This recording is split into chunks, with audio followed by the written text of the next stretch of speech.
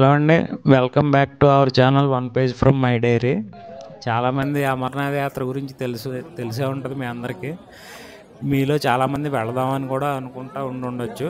అలా వెళ్దాము అని అనుకునే వాళ్ళకి ఈ వీడియో చాలా ఉపయోగపడుతుందని దీన్ని నేను అప్లోడ్ చేస్తున్నా. దీంట్లో మీ యాత్రకు సంబంధించిన ప్రతి ఇన్ఫర్మేషన్ పాయింట్ టు పాయింట్ మీకు అన్నీ ఇందులో మీతో షేర్ చేసుకుంటాను. మీరు ఖచ్చితంగా ఈ వీడియోని స్కిప్ చేయకుండా లాస్ట్ వరకు చూస్తే మీకు అది కంప్లీట్గా అర్థమవుతుంది. మీకు ఎటువంటి ఇబ్బంది లేకుండా ఆన్లైన్లో కానీ ఆఫ్లైన్లో కానీ మీరు యాత్రని ఎలా రిజిస్ట్రేషన్ చేసుకోవాలి, ఎలా వెళ్ళాలి అన్న మొత్తం ఇన్ఫర్మేషన్ అంతా నేను మీకు ఇస్తాను. కాబట్టి మీరు యాత్రకి వెళ్ళాలి అని అనుకుంటే ఈ వీడియోని పూర్తిగా చూస్తే మీకు ప్రతి పాయింట్ ఇందులో మీకు ఈజీగా తెలుస్తుంది అన్నమాట.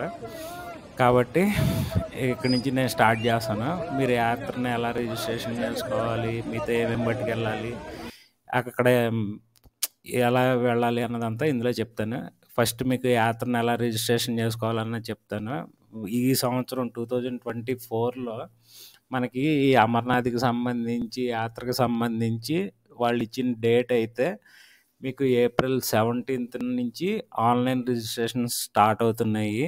యాత్ర వచ్చేసి జూలై 1st నుంచి ఆగస్ట్ 31st వరకు ఉంటుంది. అంటే మీకు దర్శనం అన్ని రోజులు ఇస్తాము అని చెప్పి గవర్నమెంట్ ఇస్తుంది. దానికి సంబంధించి స్ట్రెయిన్ బోర్డ్ అని చెప్పి ఇచ్చారు కదా కింద, ఆ సైట్లో మీరు సైన్ అప్ అయ్యి మీ మెయిల్ ఐడితో కానీ మీ మొబైల్ నెంబర్తో కానీ దాంట్లో మీరు ఫస్ట్ సైన్ అప్ అయ్యి మీ అకౌంట్ క్రియేట్ చేసుకుంటే మీరు అందులోకి వెళ్ళిన తర్వాత దాంట్లో మీ యాత్రకు సంబంధించి కంప్లీట్ ఇన్ఫర్మేషన్ అంతా వాళ్ళు అందులో ఇస్తారు. యాత్ర plan, health advisory, information tips, మొత్తం రిజిస్ట్రేషను, ఏ రూట్లో, అక్కడ 2 రూట్లు ఉంటాయండి, మీరు ఎలా వెళ్తారు ఏంటి అన్నదంతా కూడా ఉంటుంది. ఫస్ట్ ఆ సైట్లోకి వెళ్ళిన తర్వాత ఇలా మీకు 2 అప్లికేషన్లు వస్తాయి. ఇదొకటి, ఇంకోటేమో హెల్త్ అప్లికేషన్ ఒకటి ఉంటుంది. ఈ 2 పీడిఎఫ్లని మీరు డౌన్లోడ్ చేసుకొని ప్రింట్అవుట్ తీసుకుని వాటిని మీరు మాన్యువల్గా ఫిల్ చేసుకోవాలి ఫస్ట్. అందులో ఈ డీటెయిల్స్ ఏవైతే ఉన్నాయో మీ నేము, మీ నామినీ నేము, మీరు ఏ రూట్లో వెళ్తారు, బాల్తాల, చందనవాడిన ఏంటి అన్నది అన్నీ కంప్లీట్గా ఇందులో మీకు డీటెయిల్స్ అడుగుతాడు వాడు. అవన్నీ మీరు ఖచ్చితంగా ఫిల్ చేయాలి. అవన్నీ ఫిల్ చేసిన తర్వాత ఇది మా నార్మల్ అప్లికేషన్ అన్నమాట పచ్చి కోసం. దీని కింద మీకు హెల్త్ అప్లికేషన్ ఒకటి ఉంటుంది, అది కూడా మీరు డౌన్లోడ్ చేసుకోవాలి.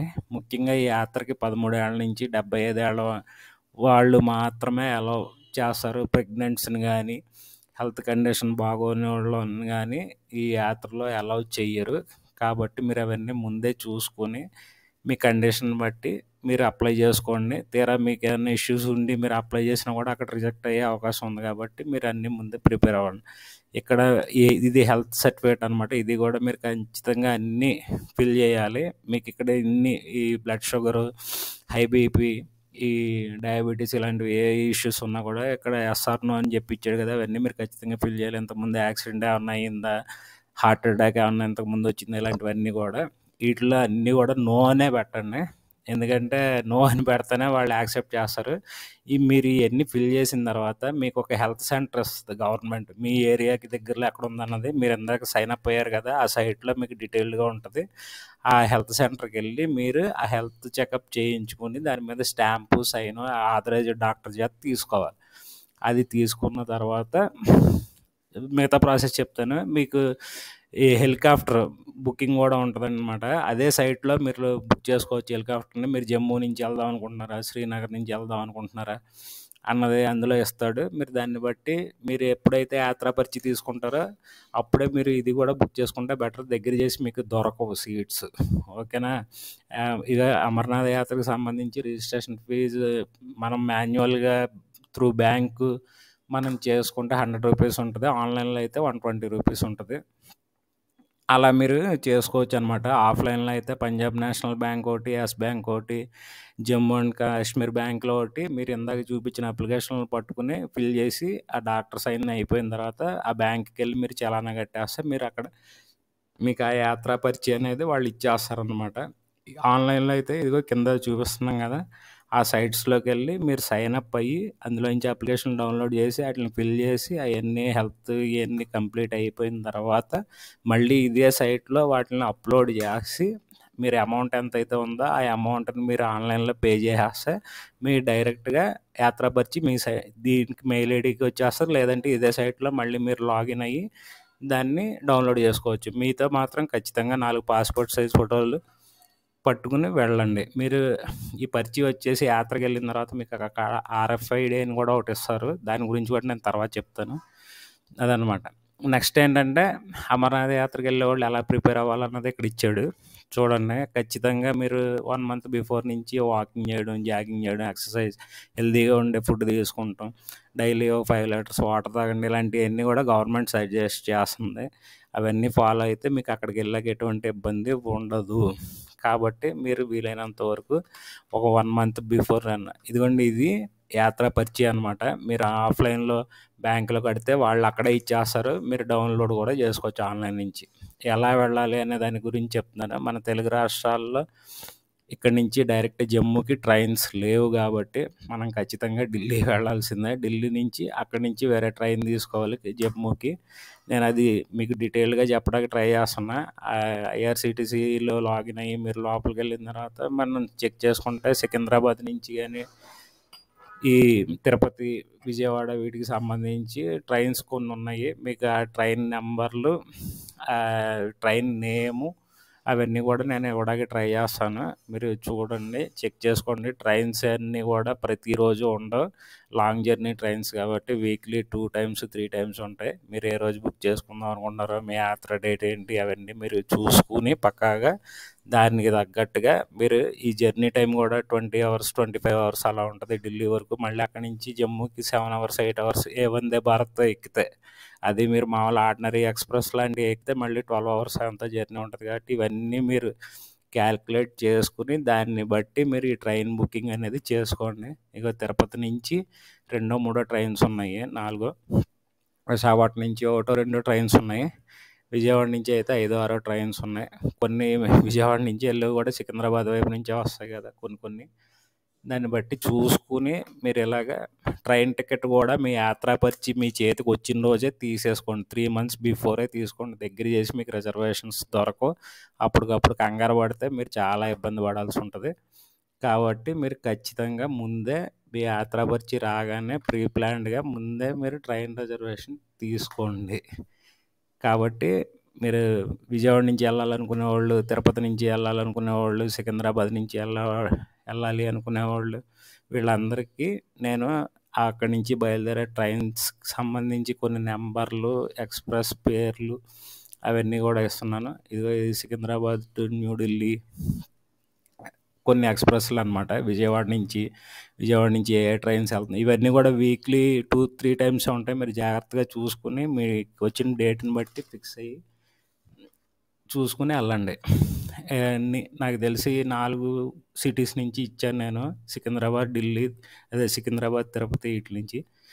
ఇగో ఢిల్లీ నుంచి జమ్మూకి వెళ్ళే ట్రైన్స్ కూడా మెన్షన్ చేసి చూడండి. ఇంకా ఫ్లైట్స్లో వెళ్ళాలని అనుకునే వాళ్ళకి ఎయిర్పోర్ట్ కోడ్స్ వీలైనంత వరకు కొన్ని ఇచ్చాను నేను ఎప్పుడు వెళ్ళినా కూడా ఇదిగో ఈ వీగో అనే దీని త్రూ టికెట్ బుక్ చేసుకుంటాను. ఎందుకంటే చీపెస్ట్ బడ్జెట్లో మనకి దొరుకుతాయి టికెట్స్. ఇవి కూడా మీరు బిఫోర్ మీకు యాత్రాపర్చి రాగానే వీలైనంత వరకు అప్పుడే బుక్ చేసేసుకుంటాకి చూడండి. 3 months బిఫోరే మీకు రేట్స్ చాలా తక్కువలో వస్తాయి.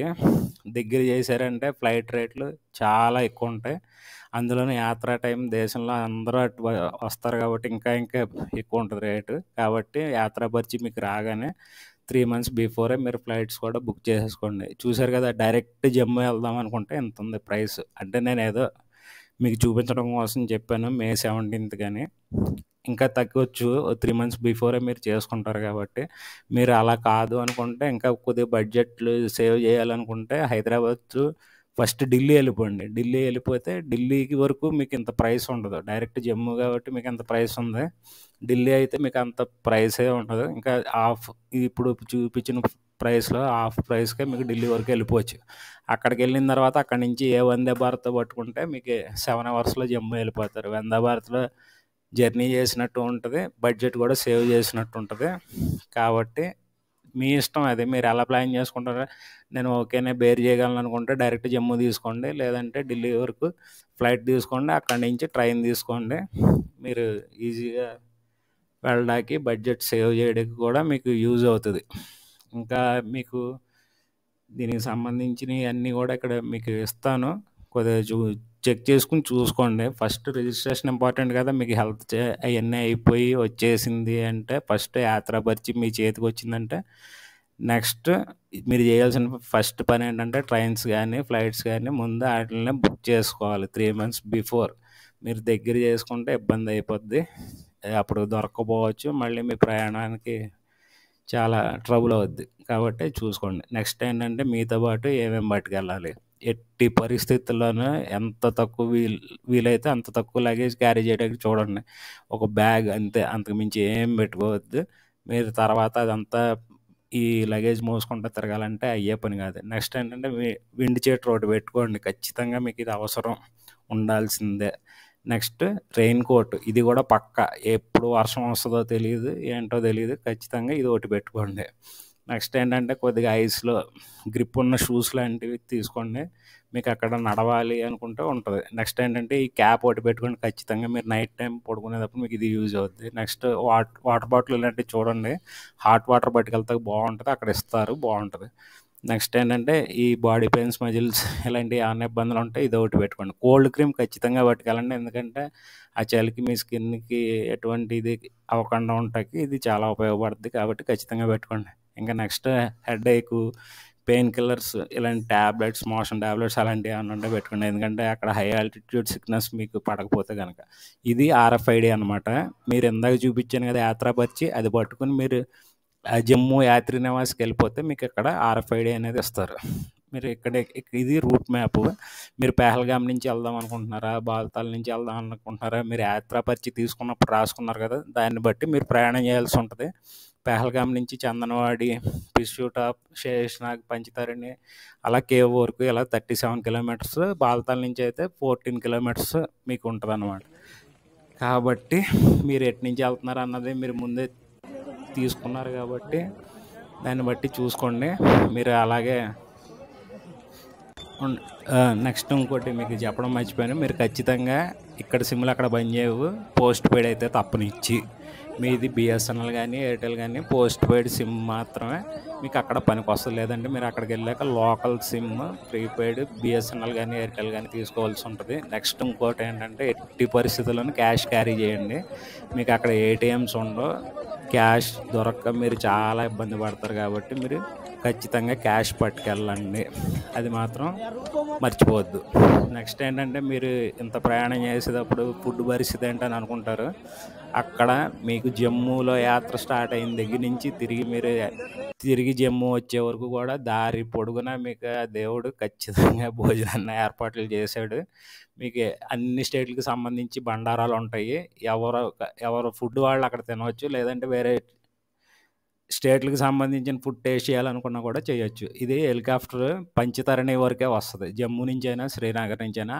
ఆ మిగతా 7 kilometers మీరు ఖచ్చితంగా వాక్ కానీ గుర్రం కానీ వెళ్ళాల్సిందే. నెక్స్ట్ ఏంటంటే ఎక్కడికక్కడ మిలిటరీ మనకి కాపలాగా ఉంటుంది, మనకి ఏ ప్రాబ్లం రాదు. నెక్స్ట్ ఏంటంటే మీరు ఉంటాక అక్కడ టెంట్స్ ఉంటాయి, ప్రతి క్యాంపులో కూడా పంచతరణి ఇట్లా అక్కడ అన్ని చోట్ల మనిషికి 300 to 500 ఛార్జ్ చేస్తారు, అది బాగుంటుంది. నెక్స్ట్ ఏంటంటే మీకు హెల్త్ ఇష్యూస్ ఏమన్నా వచ్చినా చూసుకుంటాకి మెడికల్ క్యాంప్స్ ఉంటాయి, మీరు అక్కడికి వెళ్ళి చూపించుకోవచ్చు. మీరందరూ యాత్ర చేయాలనుకునే వాళ్ళందరికీ ఇన్ఫర్మేషన్ చాలా ఉపయోగపడిందని అనుకుంటున్నాను. మీ యాత్ర బాగా జరగాలని కోరుకుంటున్నాను. జై బోలే. హ్యాపీ అమర్నాథ్ యాత్ర.